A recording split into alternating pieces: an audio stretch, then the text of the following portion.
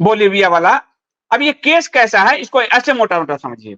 ये केस ऐसा है कि जैसे भारत में दिल्ली में एयरपोर्ट के विकास के लिए जीएमआर को 100 रुपए प्रति एकड़ जमीन दिया गया था। ये केस उसी तरह है जैसे दिल्ली में अपोलो को 1 रुपए एकड़ जमीन दिया गया था। ये केस उसी तरह है जैसे जमशेदजी टाटा को पूरा जो जमशेदपुर है जो नगर उनके नाम से बचा, 1 रुपए प्रति एकड़ जमीन दिया गया था।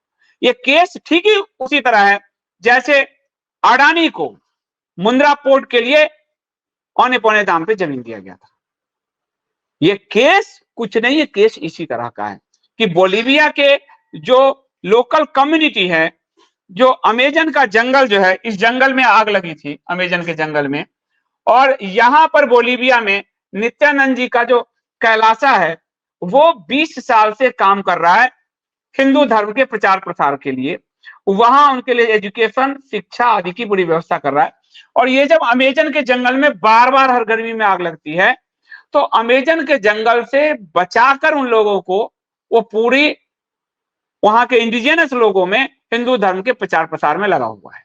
ठीक है, अब वहां के लोगों के साथ उनके समझौते हैं, लैंड के समझौते हैं, और उस समझौते के तहत वहां पूरा कैलासा कई राष्ट्रों में है, ऑस्ट्रेलिया से लेकर साउथ अमेरिका तक, तो वहां पर वो पूरा सिस्टम चल रहा है।